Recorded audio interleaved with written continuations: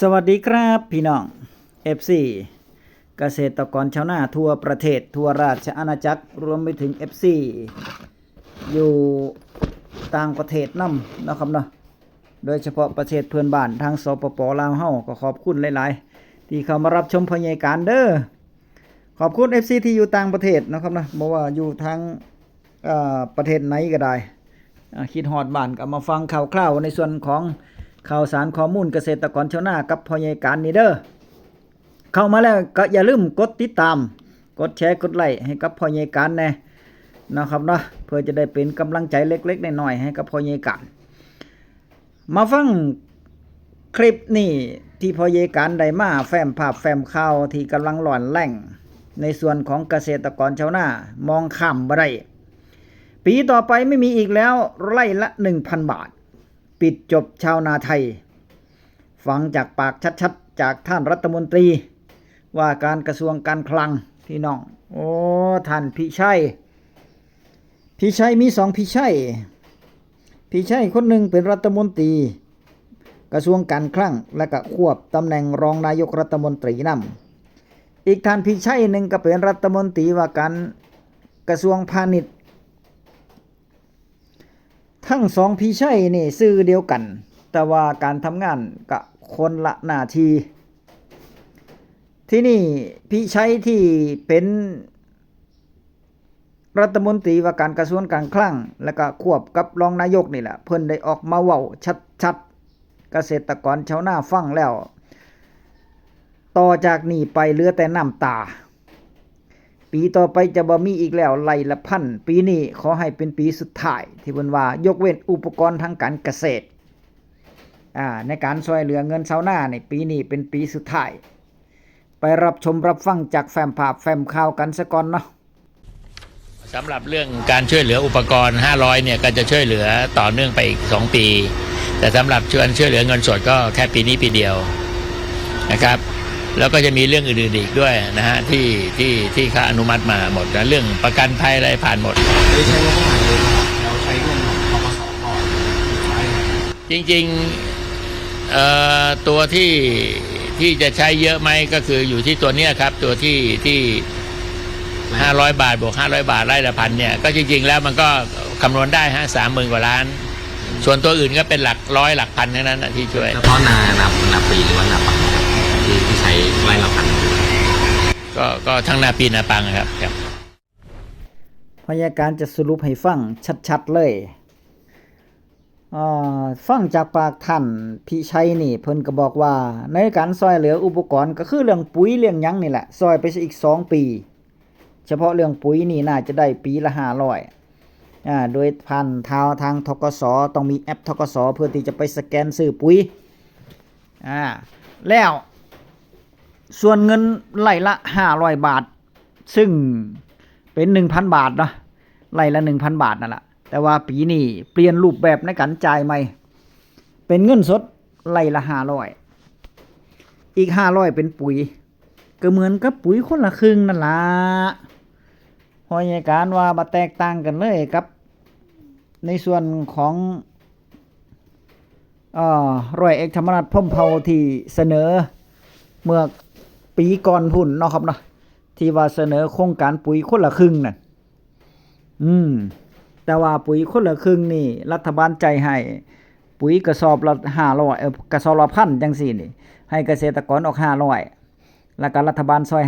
500อันนั้นเกษตรกรต้องเตรียมเงินไปเสริมไปซอยไปสมทบอีก500เนาะแต่ว่าโครงการในรูปแบบใหม่นี่เพิ่นให้ไร่ละพันแต่ว่าจ่ายเป็นเงินสดให้กับเกษตรกรผ่านโอนบัญชีตรงให้กับบัญชีธกส.ให้กับเกษตรกรนี่ก็คือไร่ละพันไร่ละ500 บาท10 ไร่ก็ได้ 5,000 เงินจะเข้าบัญชีเป็นเงินสดๆนี่ 5,000 ไปกดเอามาแล้วอีก 5,000 ก็จะโอนเข้าบัญชีธกส.คือเก่าแต่ว่าเป็นแอปทางรัฐเป็นแอปของธกส.เป็นแอปของธกส. 500 บาทก็500 บาทต่อ10 ไร่ต่อไร่ก็10 ไร่ก็ 5,000 บาทคือกันแต่ว่าไปกดเป็นเงินสดบ่ได้ก็ต้องไปซื้อปุ๋ยได้5-6 กระสอบอยู่นั่น อันนี้เป็นรูปแบบอีกรูปแบบหนึ่งนะครับเนาะแล้วในส่วนที่เป็นประเด็นก็คือการช่วยเหลือพี่น้องเกษตรกรชาวนาเฮานี่ช่วงแรกๆนี่ตะกี้นี่ได้ไร่ละพันบ่เกิน20ไร่ได้เงินคนละ 20,000 บาทพอเอาไปใส่หนี้ใส่สินพอไปจ่ายให้นู่นนี่นั่นได้นะครับเนาะแต่มา2ปีหลังให้ไร่ละพันก็เหลือ10,000ลดครึ่งต่อครึ่งพอมาปี68/69ปีนี้ในส่วนของนบขในการประชุมวาระครั้งที่2สรุปออกมาแล้ว4มาตรการอื่นบ่มีปัญหาหรอกพี่น้องชะลอการขายข้าวแน่ประกันราคาข้าวแน่น่ะบ่มีปัญหาหรอกแต่ว่ามีปัญหาก็คือไร่ละพันลดครึ่งนึงเหลือไร่ละ500ไอ้ไร่ละ500นี่ล่ะได้เป็นเงินสด 5,000 อีก 5,000 เป็นปุ๋ยเป็นยาเคมีเป็นสารเป็นยากำจัดวัชพืชเป็นสารเคมีพันธุ์นะครับเนาะเป็นยาเคมีพันธุ์ก็ไปหาซื้อเอากับร้านค้าที่เขาร่วมแต่ว่าทั้งนี้ทั้งนั้นน่าจะเป็นทั้งการเกษตรมากกว่าน่าจะเป็นธกสเนาะที่นำมาจำหน่ายให้กับพี่น้องเกษตรกรชาวนาเฮาเพราะว่าธกสนี่เป็นธนาคารเพื่อการเกษตรและก็เพื่อการเกษตรอยู่แล้วทุกคนเป็นหนี้กับธกสอยู่แล้วเพราะว่าเงิน 5,000 10ไร่นี่ก็จ่ายให้กับธกสโอนเข้าบัญชีของเกษตรกรชาวนาโดยตรงอยู่แล้วเพราะฉะนั้นแล้วบ่มีหยังเลยพี่น้องก็คือปิดจบชาวนาเรื่องของเงินไร่ละพันนี่บ่ต้องถามถึงอีกเลยถ้ารัฐบาลยังคงเป็นรัฐบาลชุดนี้อยู่นะครับเนาะรัฐบาลยังคงเป็นรัฐบาลชุดนี้อยู่และก็ถ้าจะเลือกตั้งใหม่เข้าหน้าก็ต้องเป็นเบิ่งนโยบายที่พึงช่วยเหลือพี่น้องเกษตรกรได้ในไร่ละพันไร่ละ 2,000 แต่ว่าจะบ่มีอีกเพราะว่ามันจะไปขัดกับมติครม.เมื่อปี66นั่นจำได้บ่ท่านเศรษฐาทวีสินเป็นนายกรัฐมนตรีได้ประชุมครม.ได้มติครม.ออกมาว่าห้ามช่วยเหลือพี่น้องเกษตรกรชาวนาไทยที่เรื่องเงินสดเรื่องเป็นตัวเลขเรื่องเงินนี่แหละห้ามเด็ดขาดเลยบ่ให้มีอีกต่อไปแต่ว่าปี67กับ68นี่ก็ถือว่าอนุโลมให้นั่นนะเพราะมันเป็นจุดเริ่มต้นอนุโลมให้ถ้าอนุโลมได้มันก็ต้องอนุโลมต่อไปจังซั่นก็ยกเลิกซะมติครม.ที่ผ่านมาเมื่อปี66เนาะครับเนาะมันเป็นการขัดแย้งย้อนแย้งกันบัดนี้มันจะผิดกฎหมายแม่นบ่มันจะผิดกฎหมายจะช่วยเหลือพี่น้องเกษตรกรชาวนาเฮาบ่ได้อีกต่อไปมันจะช่วยบ่ได้อีกต่อไปเด้เงินไร่ละ 1,000-2,000 นี่บ่ต้องถามหาอีกเลยเนี่ยนะแล้วเพิ่นว่า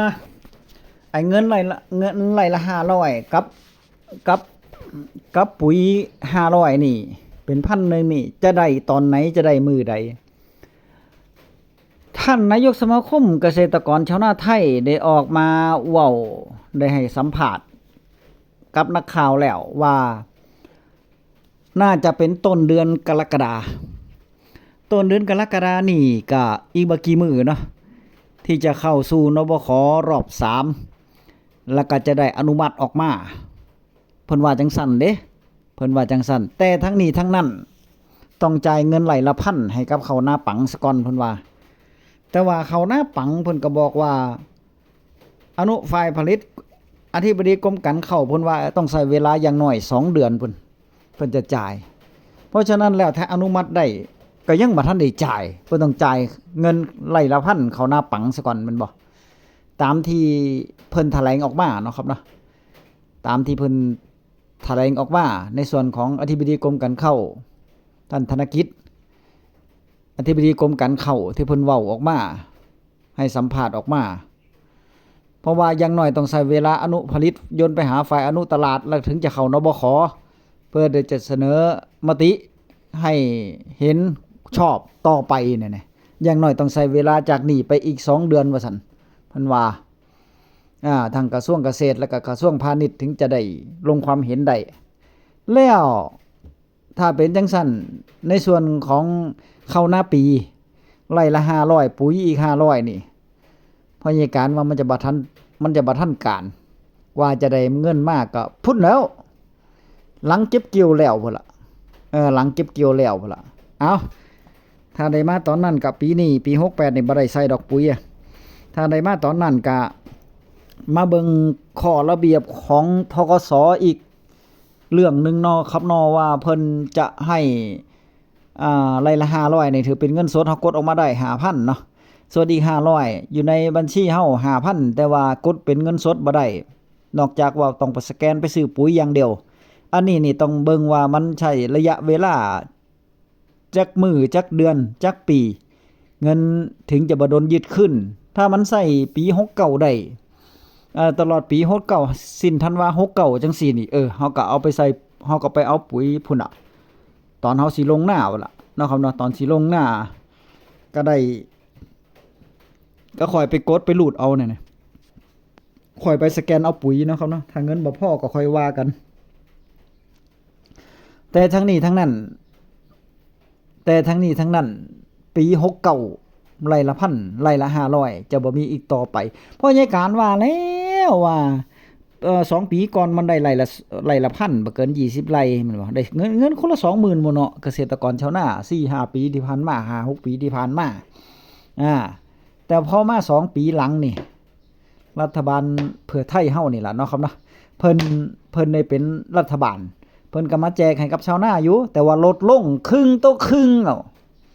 ลดลงครึ่งต่อครึ่งเพราะมีการทำนายไว้เมื่อบ่ได้ทำนายดอกได้แสดงความคิดเห็นไว้เมื่อปี67ว่าเงินไร่ละพันกับอนาคตชาวนาไทยนี่ว่าปี68ทับ69มันจะบ่ได้ครึ่งนึงบ่500 บาทโอ้ยเป็นอย่างทำคำที่พยาการทำนายไว้หรือว่าเว้าไว้เป๊ะๆเลยทุกอย่างแล้วปี69จะบ่ได้จักบาท จะบ่มีอีกต่อไปปีละ500ปีละ250ก็บ่ได้แล้วบัดนี้เบิดล่ะแต่ว่าในส่วนของอุปกรณ์หรือว่าเรื่องปุ๋ยนี่จะซอยไปอีก2ปีเพิ่นว่าก็คือ500 บาทนี่คนละ 5,000 นี่เอาเพื่อในส่วนของตัวนี้ต้องเบิ่งดีๆเด้อพี่น้องเด้อของกระทรวงเกษตรแล้วก็อันนี้เพราะว่าอีกปีนึงปี69นี่ปี69ก็เลือกตั้งใหม่ล่ะเนาะครับเนาะปี69ก็เลือกตั้งใหม่ล่ะเพื่อรัฐบาลใหม่มาก็จะมีแนวทางมาช่วยเหลือพี่น้องเกษตรกรชาวนาไทยไร่ละ 2,000 3,000 พุ่นก็เนาะครับเนาะเอาเป็นจังซั่นสำหรับเกษตรกรชาวนาไทยเฮาฟังไว้เป็นแนวทางแล้วก็นำไปคิดแก้ไขแสดงความเห็นกันในทางที่ถูกต้องในทางที่ออกทางเสรีภาพเป็นประชาธิปไตยในคิดในเชิงสร้างสรรค์เด้อพี่น้องเด้อคิดเห็นจังไดก็คอมเมนต์มาเว้ากันคลิปหน้ามาพ้อกันใหม่คลิปนี้พยาการไปก่อนสวัสดีครับ